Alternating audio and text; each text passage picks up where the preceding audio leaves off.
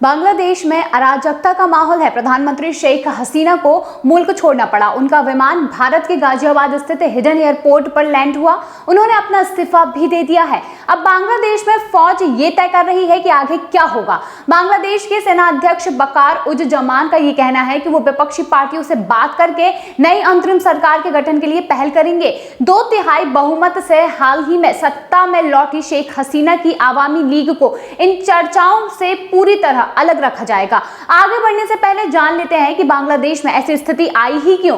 असल में ये पूरा का पूरा मामला आरक्षण से जुड़ा हुआ है। बड़ा ही जाना पहचाना शब्द लग रहा है ना। 1990 के दशक की शुरुआत में प्रधानमंत्री रहे वीपी सिंह ओबीसी समाज के लिए 27% आरक्षण का फैसला लेकर आए थे। तभी से भारत में भी आरक्षण को लेकर हिंसा होती रही है। इसके पक्ष विपक्ष में सोशल मीडिया में दलीलें दी जाती हैं। अब सुप्रीम कोर्ट ने SC/ST समाज में उपवर्गीकरण का आदेश दिया है ताकि जो पिछड़ गए हैं उन्हें भी फायदा मिले। इसके खिलाफ कुछ जातियों ने भारत बंद बुला रखा है। बता देते हैं कि कांग्रेस पार्टी की तो आजकल की पूरी राजनीति ही आरक्षण और जाति के इर्द गिर्द घूमती हुई नजर आती है। राहुल गांधी संसद में हर सवाल के जवाब में जातिगत जनगणना कराने की बातें करते हैं। ये बिहार में हो चुका है, लेकिन कोई नहीं बता रहा है कि इससे फायदा क्या होगा। राम मंदिर को लेकर एक हुए हिंदुओं को जातियों में बांटने के लिए मंडल पॉलिटिक्स फिर शुरू हो चुकी है।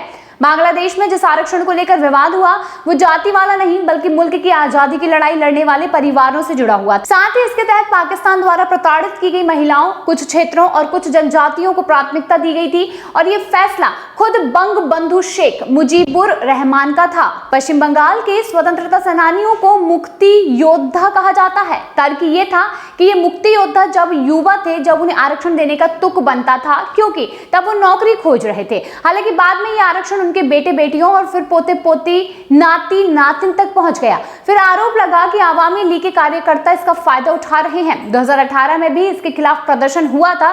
तब हाई कोर्ट ने आरक्षण खत्म करने की मांग ठुकरा दी थी। फिर शेख हसीना ने सारा आरक्षण खत्म करने का निर्णय किया। इसका भी विरोध हुआ क्योंकि छात्र इसे खत्म करने की जगह सुधार की मांग कर रहे थे।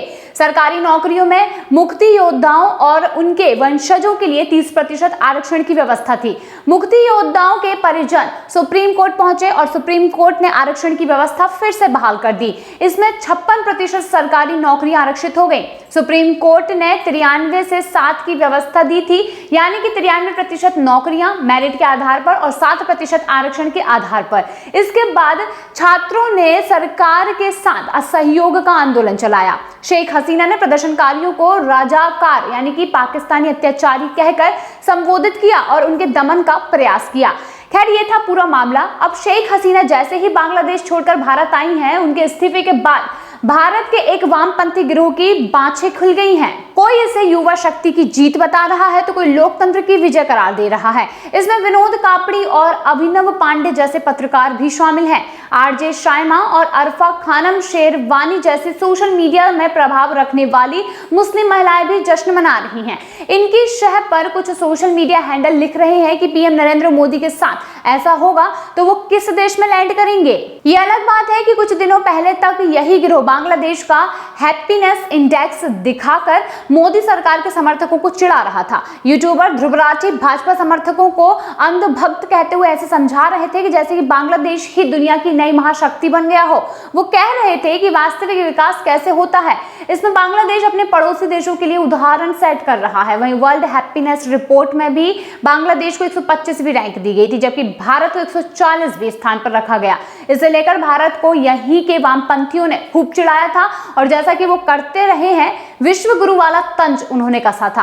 अब देखिए, जो गिरोह कल तक बांग्लादेश के तारीफ में कसीदे पढ़ रहा था, अब वही गिरोह बांग्लादेश की अराजकता को तानाशाही का अंत बता रहा है। स्थिति ऐसी है कि सरकारी इमारतें जलाई जा रही हैं और इस्कॉन के मंदिर और मां काली के मंदिर जलाए जा रहे हैं। हिंदू नेताओं और पत्रकारों की हत्या हुई है। भीड़ PM आवास में घुस गई है और वहां से महिलाओं के प्राइवेट कपड़ों को लूटकर लहराया जा रहा है। जो हिंदू पहले से ही डरे हुए थे, उनके लिए मोदी सरकार से हस्तक्षेप की मांग की जा रही है। 2011 में दशहरा में कुरान के अपमान की अफवाह फैलाकर कई मंदिरों और पूजा पंडालों को जलाया गया था। इन सबको नजरअंदाज कर भारत का वामपंथी गिरोह बांग्लादेश के अराजक भीड़ का महिमा मंडन कर रहा था। बता दें कि शायद इन्हें पता ही नहीं है कि भारत में ऐसी स्थिति नहीं चल रही है। वहीं जहां तक तानाशाही की बात है तो 1975 में इंदिरा गांधी ने यहां आपातकाल लगाकर विपक्षी नेताओं को गिरफ्तार करवाया था और उनके बेटे संजय गांधी ने कईयों की जबरन नसबंदी कराई थी। आखिरकार उन्हें चुनाव कराना पड़ा और उनमें उनकी बुरी हार हुई। जन आंदोलन से निकली जनता पार्टी जब ठीक से शासन नहीं कर पाई तो 1980 में उनकी बुरी तरह से हार हुई। जो लोग ये दिखावा या फिर दिवास्वप्न देख रहे हैं कि भारत में बांग्लादेश जैसी स्थिति आ जाएगी, उन्हें यह देखना चाहिए कि यहाँ पर जनता सामूहिक नाराजगी का जवाब चुनावों में देती है। भले ही लोकसभा चुनावों के लिए 5 साल इंतजार करना पड़े, लेकिन बीच में अलग अलग राज्यों के चुनाव आते हैं और जनता के पास जवाब देने के लिए कई सारे मौके आते हैं। सत्ताधारी पार्टी राज्यों के चुनाव में हारती है तो वो जनता की भावनाओं को समझकर उस अनुरूप काम करती है, नहीं करेगी तो सत्ता किसी और को मिल जाएगी। भाजपा भले ही केंद्र में 10 वर्षों से सत्ता में है, बीच में उसे बिहार और हिमाचल प्रदेश से लेकर कई चुनाव हारे। दूसरी बात, भारत में विकास कार्य काफी तेजी से हो रहे हैं। कोरोना के दौरान 100 से अधिक देशों को भारत ने वैश्विक महामारी से निपटने के लिए वैक्सीन भेजी। देश सड़कों के निर्माण के मामले में रिकॉर्ड बना रहा है। यहाँ पर रेल नेटवर्क को दुरुस्त किया जा रहा है। अब महिलाएं मिट्टी के चूल्हे पर भोजन नहीं पकाती। क्यों? क्योंकि उज्ज्वला के तहत उन्हें गैस सिलेंडर मिलता है।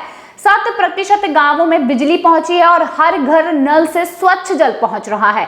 करोड़ों घर बन रहे हैं। गरीबों के व्यवसाय करने के लिए ऋण दिया जा रहा है और यहाँ तक कि कई शैक्षणिक संस्थान भी हैं अव्वल दर्जे के, जिनसे निकले युवा बड़ी नौकरियां पाते हैं। बांग्लादेश में यह सब कुछ नहीं था। दूसरा बड़ा कारण है कि भारत की अर्थव्यवस्था बड़ी विविधता वाली है। कृषि पर आधी से अधिक जनसंख्या यहाँ पर निर्भर है, लेकिन यहाँ की उपजाऊ भूमि और किसानों को मिलने वाली सरकारी सहूलियतों ने कृषकों का जीवन आसान किया है। आईटी सेक्टर में भारत एक हब बन चुका है। यहाँ पर एनसीआर, पुणे, हैदराबाद और चेन्नई जैसे कई शहर सॉफ्टवेयर कंपनियों की पसंद बन रहे हैं। बांग्लादेश में आईटी सेक्टर फल फूल रहा था, लेकिन सस्ते वर्कफोर्स के कारण। बांग्लादेश टेक्सटाइल गारमेंट्स उद्योग पर निर्भर है। वहीं कोरोना के दौरान इस इंडस्ट्री को भी भारी पड़ा था। बता दें कि बांग्लादेश और भारत के लोगों में भी काफी फर्क है। बांग्लादेश एक इस्लामी मुल्क है और भारत एक धर्मनिरपेक्ष देश है, जहां पर हिंदू बहुलता में है, लेकिन हर धर्म, पंथ, मजहब के लोग यहाँ पर खुलकर जीते हैं। किसी के ऊपर भी पाबंदी नहीं है। अपनी परंपराओं का पालन किया जाता है। भारत कई भाषाओं वाला देश है और हमने विविधता को आत्मसात किया है। हम इसके साथ ही जीते हैं और ऐसे में एक भारतीय खुद को समय, एक स्थान के हिसाब से अनुकूलित करने की क्षमता भी रखता है।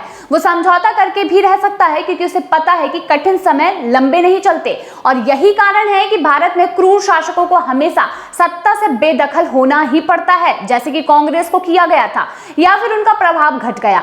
हालांकि कभी लाख करोड़ लोग एक साथ अराजक नहीं हुए हैं। भारत की लोकतांत्रिक संस्थाएं स्वायत्त है और सबसे पहले यहाँ की न्यायपालिका की बात कर ली जाए तो कई फैसले आपको सरकार के खिलाफ जाते हुए दिखेंगे। यहाँ की बहुमत वाली आबादी को भी अपने आराध्य देवता के जन्म स्थान पर मंदिर के लिए 500 वर्ष संघर्ष करना पड़ा।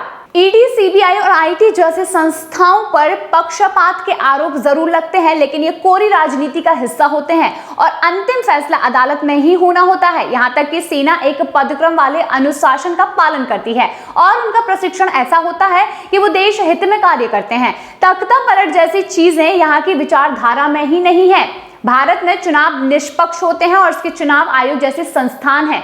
यहाँ पर गांवों में वार्ड से लेकर राजधानी में राष्ट्रपति तक को चुनाव बड़े ही पारदर्शी और निष्पक्ष प्रक्रिया के तहत किए जाते हैं। चुनाव भारत में एक उत्सव है, भले ही ये पंचायत का हो या फिर प्रधानमंत्री का, हर कोई हिस्सा लेता है। बांग्लादेश में चुनावी प्रक्रिया ही सवालों के घेरे में थी। लोगों में वोट डालने का उत्साह भी नहीं था। स्थानीय चुनावों में तो यहाँ पर 35% मतदाता ही निकले। भारत में सरकारी और सहकारी संस्थाओं से लेकर वकील संघों तक में हर जगह पर चुनाव होते हैं। भारत लोकतंत्र की जीत है, वहीं बांग्लादेश जैसे मुल्कों में ये नहीं होता। भारत की संसद में किसी भी मुद्दे पर लंबी बहस होती है और जनता इसका लाइव प्रसारण भी देखती है। संसद में 2 सदन है, ऐसे में हर बिल को पारित कराना एक बड़ी चुनौती होती है। पूरी की पूरी स्क्रूटनी से सब कुछ गुजरता है। मीडिया की वजह से जनता की नजर हर एक चीज पर होती है। यहाँ पर प्रमुख सोशल मीडिया मंच प्रतिबंधित नहीं है और हर कोई अपनी राय रख सकता है। बांग्लादेश में समय समय पर फेसबुक जैसे प्लेटफॉर्म्स बैन किए जाते हैं। भारत में समाचार पत्रों के कॉलमों से लेकर टीवी की बहस और सोशल मीडिया के ट्वीट्स तक पक्ष विपक्ष में रोज लाखों लोग अपनी राय रखते हैं। सभी को अपनी राय रखने का यहाँ पर अधिकार है, चाहे वो किसी भी जाति का हो, हिंदू हो, मुस्लिम हो, सिख हो या फिर ईसाई हो। सभी के यहाँ पर फ्रीडम के साथ रहने की पूरी इच्छा होती है। 1991 हो या फिर 2008, ऐसा नहीं है कि भारत पर वैश्विक आर्थिक तंगी का प्रभाव नहीं पड़ा, लेकिन कभी उदारीकरण तो कभी वित्तीय पैकेजों के माध्यम से हमेशा इसे नियंत्रित किया गया है। यहाँ तक कि हर राज्य और केंद्र शासित प्रदेशों की अलग अलग अर्थव्यवस्था है, अलग अलग भौगोलिक परिस्थितियां हैं, अलग अलग उद्योग धंधे और यहाँ तक कि खेती की मिट्टी भी अलग अलग है। इस कारण कोई एक समस्या पूरे देश को बुरी तरह प्रभावित नहीं करती है। 1990 के दशक में पंजाब में खालिस्तानी आतंकवाद हो या फिर जम्मू कश्मीर में इस्लामी आतंकवाद, हमारे सुरक्षा बल उससे निपटने में सक्षम होते हैं और हम श्रीलंका की तरह कर्ज में डूबे नहीं हैं, ना ही पाकिस्तान की तरह महंगाई हमें मार रही है और हमें कटोरा लेकर भीख मांगने के लिए भी यहाँ पर मजबूर नहीं होना पड़ रहा है। म्यांमार की तरह यहाँ सेना चुनी हुई सरकार को उपपदस्थ नहीं करती। बांग्लादेश के हालात आप देख ही रहे हैं। हाँ, भारत में किसान आंदोलन हुए जब जातीय के जरिए यहाँ पर लड़ाइयों की साजिश रची जा रही है, लेकिन हमेशा भारत की राजनीति और यहाँ की सुरक्षा एजेंसियों के पास इन सबसे निपटने के तरीके बखूबी हैं। भारत बांग्लादेश नहीं है, ये पाकिस्तान नहीं है, अरब नहीं है, म्यांमार नहीं है, पाकिस्तान नहीं है। हाँ, पाकिस्तान और बांग्लादेश जरूर कभी भारत हुआ करते थे और भारत में हजारों वर्ष पूर्व भी गुरुकुलों में अनुशासन सिखाया जाता था। राजा महाराजा भी ऋषि मुनियों के सामने अपना मुकुट उतार कर सिर झुकाया करते थे। पाकिस्तान और बांग्लादेश जैसे देशों ने उस संस्कृति को छोड़कर बाहरी इस्लामी संस्कृति को आत्मसात किया और इस कारण वो अनुशासन भूल गए हैं और हर देश में सत्ताधीश मलाई चाटते हैं, लेकिन पाकिस्तान बांग्लादेश जैसे देशों में जनता को लूटकर यूरोप के संपत्ति जुटाने का चलन है। भारत की महान संस्कृति के अंश यहाँ की मिट्टी में रचे बसे हैं और वो हमेशा से सही राह दिखाते हैं। जहां तक कि गिरोह विशेष की बात की जाए, जब 2011 में अरब स्प्रिंग आया था तब भी वो भारत में अराजकता के सपने देख रहे थे और आज क्या स्थिति है ये देख सकते हैं। यानी कि भारत आज सबसे ऊपर है। आज देख सकते हैं कि जब युद्ध की स्थिति भी होती है तो भारत सबसे सुरक्षित स्थान माना जाता है। भारत की यहाँ पर सबसे बड़ी जीत मानी जा रही है और खासकर उन कट्टरपंथियों के लिए जो भारत में रहकर ही भारत की बुराई करने के लिए मजबूर हैं, उन लोगों के लिए आज ये सबसे बड़ा एग्जाम्पल बन चुका है कि आप खुद देखिए कि किस तरीके से भारत आज सक्षम, सुरक्षित और हर देश से परे बन चुका है, क्योंकि यहाँ पर प्रधानमंत्री नरेंद्र मोदी ने बखूबी सुरक्षा की व्यवस्था और सभी के लिए अपनी अपनी मर्जी से जीने की व्यवस्था करके रखी है, जिसमें किसी को भी ये कहने की ये लड़ने की जरूरत नहीं है कि उन्हें उनका अधिकार चाहिए। तो इस तरीके से जो वामपंथी लोग हैं जो भारत में बसते हैं और भारत में रहकर मतलब भारत का नमक खाकर ही भारत की बुराइयां करते हैं, उन लोगों के लिए आज ये सबसे अच्छा एग्जाम्पल सेट हो चुका है। तो दोस्तों, आप इस विषय में क्या सोचते हैं कमेंट सेक्शन में जरूर बताइए।